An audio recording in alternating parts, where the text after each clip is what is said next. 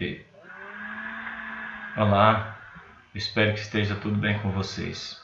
Dando prosseguimento às nossas reflexões aí sobre o pensamento teológico contemporâneo, nós vamos ver agora o primeiro autor católico, o Karl Rahner, que é de suma importância para a teologia, para o pensamento teológico contemporâneo, da vertente católica, porque ele revolucionou, a teologia contemporânea com o seu método transcendental, ou seja, colocando no indivíduo a capacidade de se autotranscender em relação à busca de Deus para a sua vida. E ele exerceu forte influência, inclusive no Vaticano, como nós veremos. Então, Karl Rahner é um sacerdote jesuíta e um dos teólogos mais influentes do século XX. E ele aborda temas importantes como pluralismo religioso, ecumenismo, espiritualidade e ética. E ele participou ativamente no Vaticano II como perito conciliar, ou seja, assessorando ali o Vaticano II, principalmente nessa questão do ecumenismo e da questão do pluralismo religioso. E seu grande feito é a elaboração da filosofia transcendental moderna, recuperando a filosofia clássica pela via da metafísica. E o maior mérito de Karl Rahner foi a introdução do método antropológico transcendental na teologia, que esse método passa a ser usado assim, em grande escala pelos teólogos contemporâneos.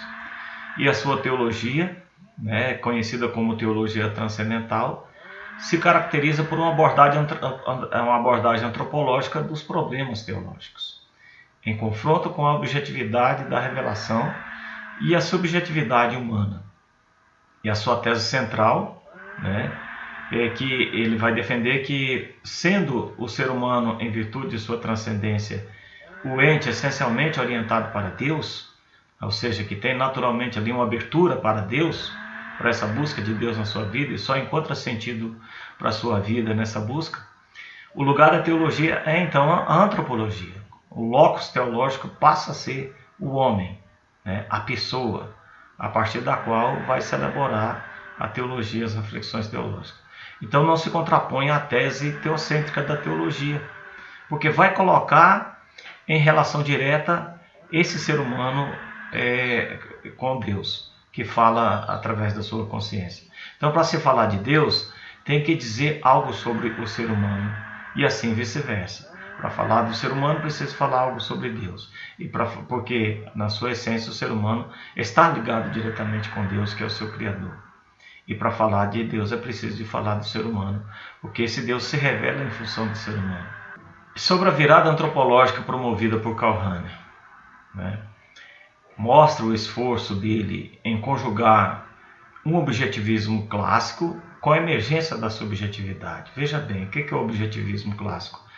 É de autoria de uma filósofa russo-americana chamada Ayn Rand, e é voltado ao positivismo, a racionalidade das coisas, a racionalidade do mundo empírico, a realidade dos fatos assim como eles se apresentam, e que existem independentemente da consciência que o ser humano possa ter em contato direto com ela, ou seja, através dos sentidos. Então, o objetivismo clássico vai ter a razão como o único meio para perceber a realidade, ou seja, a única fonte para se obter conhecimento, e também que guia a ação e o meio básico da própria sobrevivência do indivíduo. Esse objetivismo clássico que o Karl Rahner vai procurar conjugar com a emergência da subjetividade promovida pela modernidade, ele preceitua que o conhecimento e os valores humanos são objetivos, ou seja, tem que ter uma consistência empírica, tem que ter objetividade. Ou seja, eles não são criados pelos pensamentos de alguém, mas determinados pela própria natureza, pela própria realidade, a fim de serem descobertos pelo ser humano. E aí, esse termo que a Ayn Rand vai usar, ele vai substituir aquilo que o Heidegger vai chamar de existencialismo e que Karl Rahner é discípulo de Heidegger. Então ele vai adotar esse objetivismo clássico, ele vai mostrar a possibilidade de se conjugar esse objetivismo clássico com a emergência da subjetividade. E o fundamento para isso é a visão do homem como um ser de alta transcendência, ou seja, o ser humano está aí na imanência desse mundo, mas ele é capaz de lançar voos mais altos à busca de Deus, ou seja, transcender-se a si mesmo. E o resultado disso, que através dessa virada antropológica, né, promovida por Hahnemann, que vai formular a sua teologia transcendental. É através dessa virada antropológica que Karl Rahner vai formular a sua teologia transcendental, privilegiando o envolvimento do homem no próprio mistério da salvação. Ou seja, ao contrário de um discurso abstrato a respeito de Deus e do próprio mistério, que dificilmente chega à realidade mesmo da vida humana, né, ele vai estabelecer esse diálogo partindo. Então, a sustentação da virada antropológica, através da adoção do método transcendental, propiciou a Karl Rahner formular a máxima conforme a qual não se pode fazer teologia sem antropologia, e que essa articulação entre antropologia e teologia não se sustenta sem uma filosofia transcendental. Claro, evidente, a teologia, para ela ser compreendida nesse envolvimento com a subjetividade da pessoa, tem que ter a participação da filosofia para mostrar o ser humano como um ser tendente a Deus, né? Que é um ser aberto ao infinito, aberto à possibilidade de Deus na sua vida, aberto ao sagrado. E a principal preocupação de Karl Rahner, que não se trata de uma volta às grandes questões da teologia em si mesmas, né, essa teologia clássica, mas verificar as condições de possibilidade de acolhimento dessas teologias por parte do homem a respeito de cada uma delas. Então, é pegar aquilo que se produziu como teologia e fazer uma análise da sua repercussão, das suas influências na vida humana, mas tendo como ponto de partida para essa reflexão a própria antropologia. Ou seja, eu pego os fatos da vida cotidiana e vou analisar à luz do que se produziu em termos de teologia. E isso é o que se chama, que se entende por virada antropológica. Então, em que consiste esse método antropológico transcendental que Karl Rahner usa? Em relação à questão da reflexão teológica, vai proceder de baixo, ou seja, vai proceder a partir do homem. Realiza a correspondência entre a vida humana e a verdade estabelecida ali nas Escrituras reveladas por Deus no Antigo Testamento e de um modo pleno e definitivo em Jesus Cristo. Ou seja, entre a experiência e o conceito que se possa ter de Deus. A experiência humana e o conceito que se possa ter de Deus. Qual é a proposta desse método antropológico transcendental? A prática de uma teologia de abordagem antropológica. Ou seja, tendo como ponto de partida para a reflexão teológica o ser humano. Então, é a experiência pessoal do homem, né, que a partir da experiência pessoal do homem que vai interrogar como a verdade cristã possa corresponder a ela. Ou seja, a teologia transcendental, né, esse método antropológico transcendental de Karl Rahner vai promover o encontro da verdade revelada com a experiência de vida das pessoas. Enquanto processo metodológico não subordina a fé à experiência. A fé é radicada na transcendência, na experiência própria da vida humana. Não. E nem comporta uma redução subjetivista da fé, ou seja, esvaziando a fé de sentido, né, caindo no relativismo próprio da razão antropológica, ou razão filosófica. Mas se torna necessário para superar o fosso entre revelação e experiência humana. Ou seja, a teologia clássica estava muito radicada na transcendência, né, na revelação. Mas, repito, vocês vêm falando sobre isso nos teólogos anteriores. A teologia clássica, ao elaborar as suas reflexões teológicas, não conseguia chegar, né, promover o encontro dessas reflexões com a vida humana. Então, por isso, Karl Rahner vai propor, né, o ser humano como ponto de partida para a reflexão teológica. Enquanto processo metodológico, né, nós temos aí que não vai subordinar a fé à experiência própria da vida humana. A fé, ela transcende, ela está radicada na transcendência. A fé nos possibilita ver aquilo que com os olhos da razão nós não vemos. Então ela não vai se subordinar à razão empírica. está acima dela, porque o objetivo próprio da teologia escapa a conceituações científicas, né, ou através da própria reflexão científica. Explicando o método transcendental de Calhoun, né? O mundo da experiência humana, ou seja, onde se dá a própria vida, onde acontece historicamente a própria vida humana. Ele vai falar de um a posteriori categorial e um a priori transcendental. A posteriori categorial, quando fala categorial, é aquilo que é possível você refletir através da própria, a partir dos próprios métodos científicos, né? E seja, objetivamente falando. Em termos de conteúdos, o método da experiência humana é a posteriori, ou seja, ele é adquirido através de conhecimento. E categorial, ou seja, ele é refletido, tematizado e passível de diversas classificações. Então, nós temos, em primeiro lugar, que a experiência é a experiência humana, que se diferencia dos animais. E é a partir dessa experiência humana que vai se categorizar a experiência religiosa. A experiência religiosa, ela vai estar radicada na transcendência. Então é interessante isso. Enquanto a posteriori e categorial, ou seja, aquilo que vem depois da própria criação, Deus criou o mundo, e quando se fala posteriori e categorial, está se falando do mundo empírico. Então eu posso estabelecer, né, como algo a ser adquirido, né, a experiência, ou seja, na formação, trabalhando, refletindo, né, e posso também estabelecer em categorias. Ao passo que um a priori e transcendental subentende-se nesse mundo da experiência humana, né, um a priori não adquirido, ou seja, mas é sempre dado como existência humana e transcendental. Essa abertura, por exemplo, né, do ser humano à possibilidade de Deus na sua vida, ou seja, a busca de sentido da sua vida que vai acabar ali, né, se desembocando na questão sobre Deus.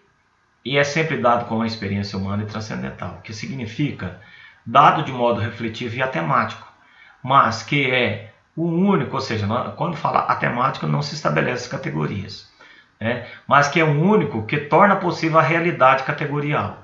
Ou seja, a compreensão do mundo só se torna compreensível se compreendermos o transcendente. Só vamos entender o mundo se entendermos antes Deus. Então, isto é o conhecimento, a ação e as demais experiências humanas. Então, não se deve confundir transcendentalidade, que é a estrutura a priórica do espírito humano, ou seja, que essa estrutura, a dimensão espiritual, com a própria transcendência, que é a realidade objetiva de Deus. Então, quando fala transcendentalidade, é essa capacidade que o ser humano tem de se autotranscender. Mas transcendência mesma se refere à realidade objetiva de Deus. Isso é usado na fenomenologia porque essa transcendência ela é referida nas religiões de formas diferenciadas. Tem religiões que vai se referir à transcendência como a entes, a entidades ali que é radicada no mundo das abstrações, né? Duendes, espíritos, e que está ali na transcendência. Então, para substituir aquilo que no cristianismo a gente chama de Deus. Então, a tríplice dimensão da experiência humana, né, nesse método transcendental, antropológico transcendental que o Calhoun vai utilizar.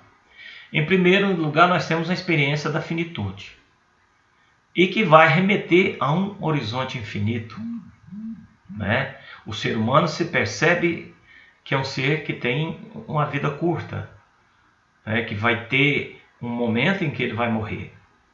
Então, essa experiência de finitude, ou seja, de se deparar com a própria questão da morte, vai remeter ao horizonte infinito. Ou seja, na busca por sentido da vida das pessoas, por vencer esse drama que a morte traz para as pessoas, ele vai buscar um horizonte que transcenda, né, essa realidade da morte. E vai encontrar esse sentido naquilo que Deus nos oferece, que é a vida eterna, através de Jesus. Então a experiência da absolutividade da verdade, ou seja, quando se fala em incondicionado, absoluto, totalmente o outro, né? Karl Rahner vai chamar de verdade, ou seja, que é Deus, né? A verdade com V maiúsculo, né? E também da responsabilidade, ou seja, que o ser humano tem que assumir frente a essa verdade. Ou seja, a própria responsabilidade perante a vida remete ao absoluto. Por que nós somos responsáveis pelo outro? Porque esse outro é criado à imagem e semelhança de Deus, do qual nós temos, se nós queremos amar a Deus, é preciso que amar esse outro. Então, essa experiência da absolutidade, ou seja, da própria verdade, né, que nós temos, a experiência de Deus, a experiência religiosa, nos leva a assumir a responsabilidade e o compromisso com a vida, exatamente por remeter ao absoluto. Então, a fé nos leva a esse compromisso com a vida, a fé é referida no absoluto. E a experiência da radicalidade do amor e da fidelidade, ou seja, a vida santa, a vida de santidade leva a essa radicalidade do amor e da fidelidade sem limites, né, a Deus. Ou seja, essa experiência da radicalidade do amor, pessoa que vive de forma radical a vida, ao ponto de dar a vida pelo outro, né, e de fidelidade à sua própria vocação, remete ao incondicionado, porque são comportamentos próprios de quem é o absoluto. Então a questão, a vivência do amor que nós vivemos de forma fragmentária, ela é referida a Deus, que é infinito amor, né, que é a completude do amor, e que exige do ser humano a fidelidade, ou seja, a fidelidade é a constância de uma vida voltada para Deus, né? É você estar constantemente voltado para Deus. E tudo isso remete ao incondicionado, né? Então, a verdade e a responsabilidade vai se remeter ao absoluto, porque ele é completude da vida humana, né? E a experiência da radicalidade, do amor e da fidelidade vai remeter ao incondicionado. Então nós temos aqui uma certa separação aí entre absoluto, né, e ao incondicionado. Absoluto como a qualidade, né, em Deus, ou seja, aquilo que nós experimentamos de forma fragmentária, nós vamos experimentar de forma plena em Deus, né? E essa experiência de radicalidade do amor, ou seja, de você ser capaz de dar a vida pelo outro assim como Jesus deu, e de ser fiel até o fim como Jesus foi, vai remeter a Deus, né? Vai remeter exatamente ao absolutamente o outro, ou seja, o incondicionado. Enquanto somos seres condicionados finitos, Deus é incondicionado, é infinito, é eterno. E absoluto se refere à questão do mistério, ou seja, só Deus é Deus, né? Não há outro além dele. Mesmo que o ser humano estabeleça para si outros deuses, principalmente Deus Mamon, da riqueza, mas só Deus é Deus. Ele é absoluto, está acima de tudo. Então, essa pequena diferença aí, o incondicionado em relação à própria condição humana, ou seja, em Deus não existe a fragmentação, não existe a dor, não existe a questão da tristeza, não existe nada daquilo que são as contingências próprias do ser humano, certo? Então Deus, ele, quando se fala que ele é incondicionado, ele não está submetido a esse tipo de coisa. Embora, claro, evidente, Deus seja misericordioso, tenha sensibilidade e tudo, ele não se submete a isso da forma com que nós, seres humanos, nos submetemos em relação àquilo que ele nos condiciona como ser humano, porque ele é eterno e é infinito.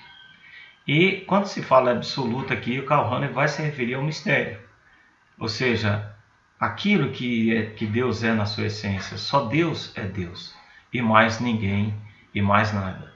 Mesmo que o homem venha estabelecer deuses para si, Deus continua sendo eu sou.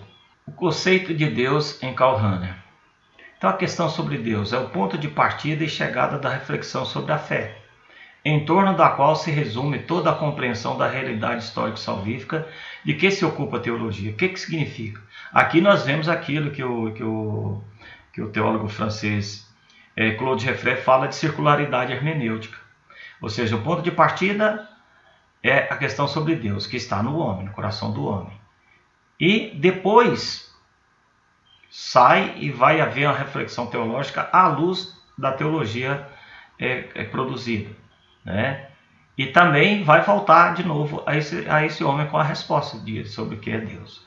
Então é o ponto de partida e chegada da reflexão sobre a fé. Ou seja, o homem é o ponto de partida e também de chegada sobre a reflexão da própria fé, em torno da qual se resume toda a compreensão da realidade histórico-salvífica de que se ocupa a teologia. Ou seja, nós temos fé naquilo que foi revelado, né, na verdade revelada ali na Bíblia, e voltada à questão da salvação do ser humano. E Deus em si, o que é?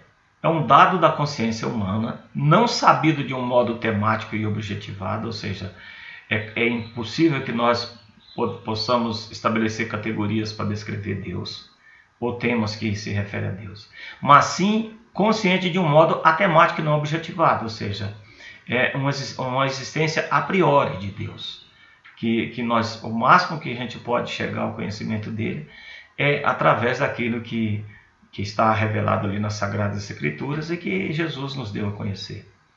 Então, Deus está acima de tudo o que fora dele existe e sobre ele possa ser pensado. Ou seja, ele escapa a qualquer experimentação empírica, né, própria do mundo da ciência. E não é possível a nós tê-lo diretamente sob a mira.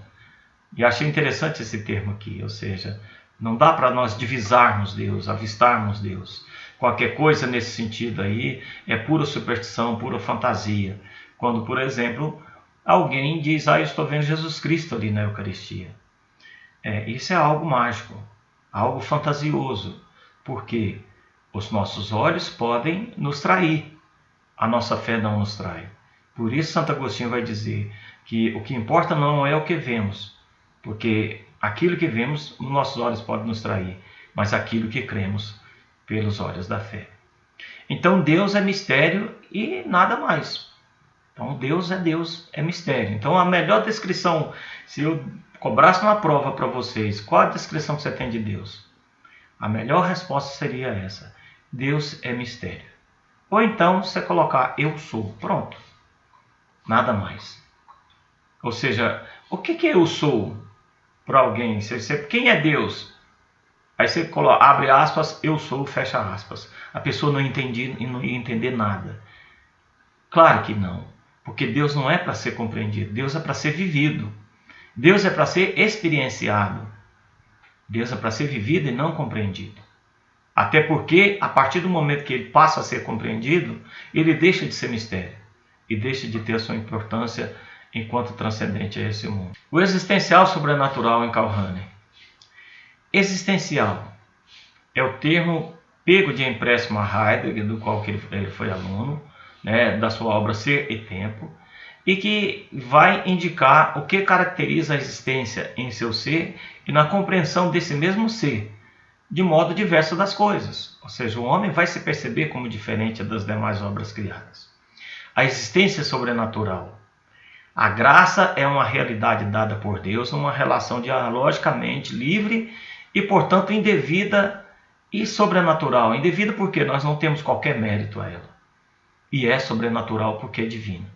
Então, para o autor, graça é ao mesmo tempo uma realidade que é dada sempre e por toda parte no centro mais profundo da existência humana. Nos é dada como dom e nos é dada de forma gratuita e feita de conhecimento e de liberdade.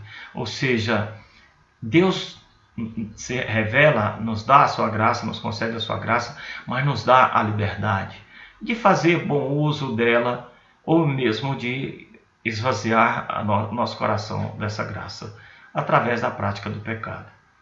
Então Deus nos dá a maneira de uma oferta, de aceitação ou recusa, porque ele respeita em nós o livre-arbítrio, de forma tal que o homem jamais pode escapar dessa característica transcendental de sua essência, ou seja, um ser criado à imagem e semelhança de Deus, no qual Deus se revela, mas dá a liberdade para dizer sim ou não a Deus na concretude da sua vida.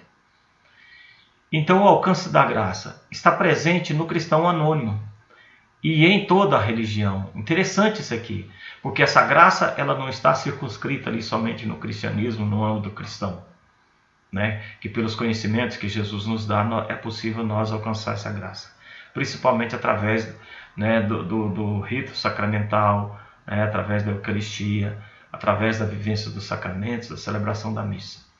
Mas ele vai dizer que essa graça, e aqui entra a questão interreligiosa, do pluralismo religioso e tudo, que ele é sensível a isso, né? Que essa graça está presente no cristão anônimo e em toda a religião. Sobre o quê? O que leva a essa graça que nós alcançamos pela revelação? As sementes do verbo que estão ali naquelas outras culturas, nas outras religiões. E mesmo que de modo represado e até corrompido, ou seja, às vezes vista de uma forma distorcida, e às vezes ainda não despertada ali na religião, ou seja, precisando, carecendo de uma evangelização, para que as pessoas ali, né, numa determinada cultura, percebam no evangelho aquilo que já existe dentro da sua própria cultura, que são as sementes do verbo. Então, o cristianismo anônimo, né, que é a tese de Calhoun, dos cristãos anônimos, está vinculada à análise da experiência transcendental do homem, ou seja, da experiência que Deus tem, que o ser humano tem, né, de Deus na sua vida.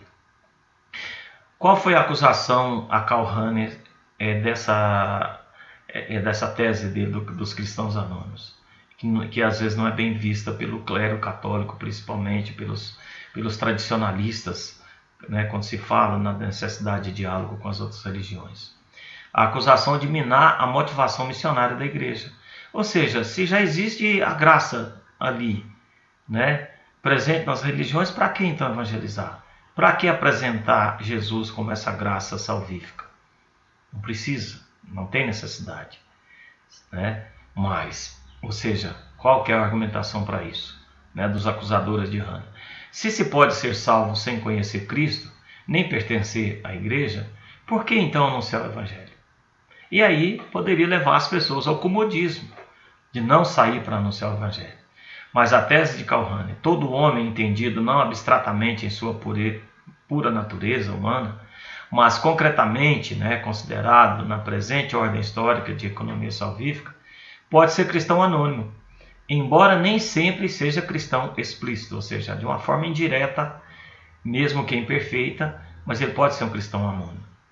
O ponto de partida para a tese de Calhoun, né, que Deus quer a salvação de todos. E graças a essa vontade salvífica universal, né, ou seja, Deus doa a sua vida ali na cruz não pelos cristãos, mas por toda a humanidade. E aliás, não pelos judeus daquela época, porque ainda não existia cristianismo, mas por toda a humanidade. E a todos oferece a possibilidade de salvação. Que essa possibilidade de salvação é o que Calhoun chama de existencial sobrenatural, ou seja, a nossa existência ela está condicionada a essa salvação que Jesus nos oferece de um modo por todos, né, através da sua morte na cruz, e que as pessoas alcançam essa graça de uma forma indireta, principalmente, sobretudo, das sementes do verbo. Mas só para poder não ficar em branco aí em relação a essa questão da acusação de Hannah. De forma alguma. Olha, se nós comemos o melhor do bolo e as pessoas no mundo inteiro estão experimentando a beirada do bolo, ou seja, só o glacê, qual que é a tendência? Você partilhar o que você tem de melhor com as pessoas. Então nós sabemos que, embora eles alcancem essa graça, mas estão alcançando essa graça de forma incompleta. Ou seja, é preciso levar eles até aquilo que nós temos por completo. Então, é sempre dar o de melhor para os outros. Jesus Cristo mostra claramente isso. Se você pede o pão a um pai, ele vai lhe dar uma pedra? Ele vai lhe dar o melhor.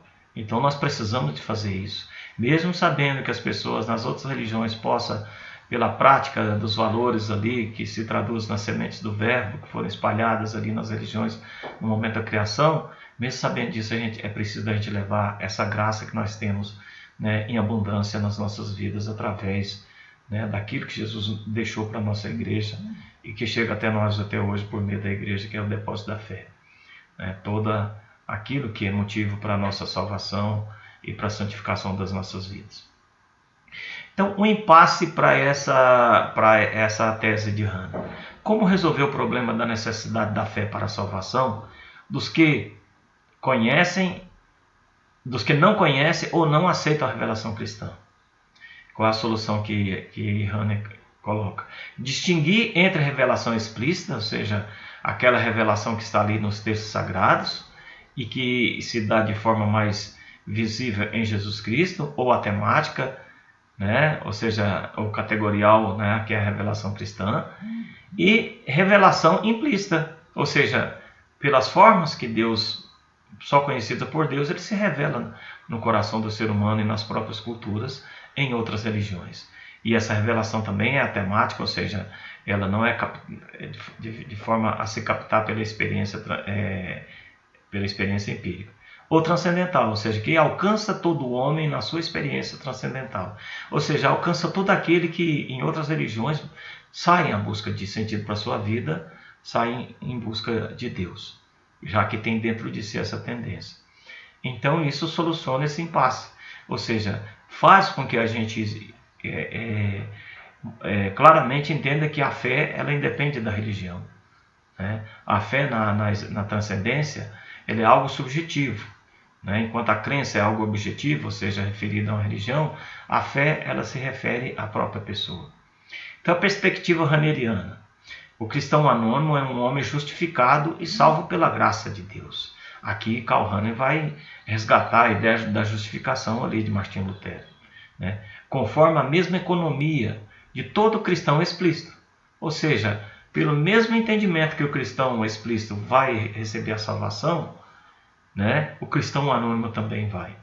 Ele não é salvo por suas ações, mas é salvo pelo dom de Deus, ao qual ele respondeu com uma fé ainda implícita, ou seja, ali às vezes até engatinhando, mas realizando as obras que essa fé exige. Ou seja, em outras culturas o homem acredita em Deus e é movido por amor a esse Deus a praticar atos bons, né, em relação ao seu semelhante. Então, a história da humanidade para Karl Rahner comporta simultaneamente uma história de salvação e uma única história da revelação, ou seja, é Deus que revela e salva de um modo único. Então, a revelação se dá sob duas modalidades: categorial bíblica, que é aquela revelação transmitida pela pregação cristã, ou seja, né, a revelação categorial oficial, ou seja, aquela revelação que está ali no Antigo Testamento, né, e que de uma forma mais explícita está em Jesus Cristo. É a forma mais perfeita e adequada de expressão da revelação transcendental, ou seja, no judaísmo e no cristianismo, a revelação ela acontece de uma forma muito mais completa do que nas outras religiões. Mas existe, então, além dessa categorial bíblica, que é aquela revelação que dá como um dado, ou seja, revelada ali nas Sagradas Escrituras, e também Jesus Cristo, nós temos a revelação transcendental, que é a revelação que atinge todo o homem na sua experiência transcendental, ou seja, na sua busca por autotranscender-se, né? O ser humano vai se deparar com a questão sobre Deus e Deus vai revelar-se para esse homem das formas com que conhecidas somente por ele, ou seja, o Espírito Santo sopra onde quer e da forma que quer e em quem ele quer soprar. E vai encontrar expressão, embora de forma inadequada e falha, ou seja, porque de forma mais completa e mais plena nós temos nessa categorial bíblica, que se dá como um dado ali, já revelado no Antigo Testamento e em Jesus Cristo, e essa forma de inadequada e falha nas religiões não cristãs, ou seja, vistas como vias de revelação categorial não oficial, ou seja, aquela revelação não oficial presente nas outras religiões, que se dá principalmente na questão das sementes do verbo. Volto mais uma vez a frisar essa questão da semente. Então, a cristologia transcendental que Rahner vai compor. A revelação teológica tem como pressuposto existentivo de toda a cristologia o encontro com Cristo, ou seja, promover o encontro do ser humano com Jesus Cristo.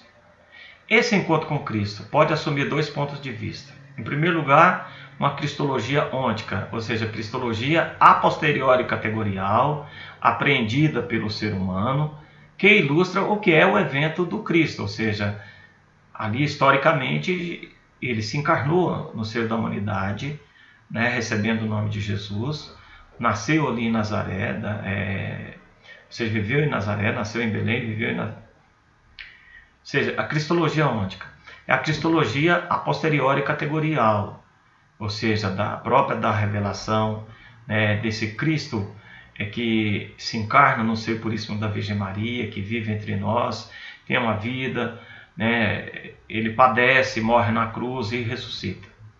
E a cristologia ontológica, ou seja, que visa dar a compreensão do que é o evento de Cristo. Ou seja, a cristologia ôntica é aquilo que acontece como um dado que acontece. E a ontológica que visa dar a compreensão a isso, a esse evento desse Cristo que emerge na história, né, que irrompe na história da vida humana. Então, qual a tarefa da cristologia transcendental? É realizar a passagem de uma cristologia ôntica, ou seja, que se refere ao ente em sua própria existência, né, ao ser ali de Jesus, para uma cristologia ontológica, ou seja, que se refere aos entes como objeto de conhecimento, ou seja, a transcendência, né, que passa a ser objeto de conhecimento. Os elementos da cristologia transcendental. A antropologia transcendental, ela está atenta à transcendentalidade do espírito humano como abertura radical para a transcendência. Ou seja, o ser humano ele está aberto à possibilidade de Deus, à possibilidade da existência de Deus radicada na transcendência. A ideia de um Salvador absoluto, né, é de um infinito que é o fim último do homem e para o qual se orienta em sua transcendentalidade. Ou seja, nós que temos conhecimento de Cristo como nosso Salvador, estamos orientados para Ele. Ele é o nosso fim último. Para Ele nós caminhamos. E nós somos ajudados a caminhar até Ele pela igreja, por aquilo que a igreja nos oferece, pelos sacramentos, mas também pelo testemunho de tantas pessoas, de tantos homens santos que viveu aqui na terra e de tantos irmãos nossos que hoje em dia dão testemunho de Deus nas suas vidas. Então nós somos orientados para esse Salvador absoluto. Qual que é a hipótese de Rahner? De que esse Salvador absoluto corresponda à realidade do Salvador histórico, ou seja, de Jesus Cristo, tal como apresenta o dogma cristológico da encarnação de Deus. Em Cristo Jesus se torna esse Salvador. É claro e evidente que na ressurreição, porque é aquilo que Paulo diz, né?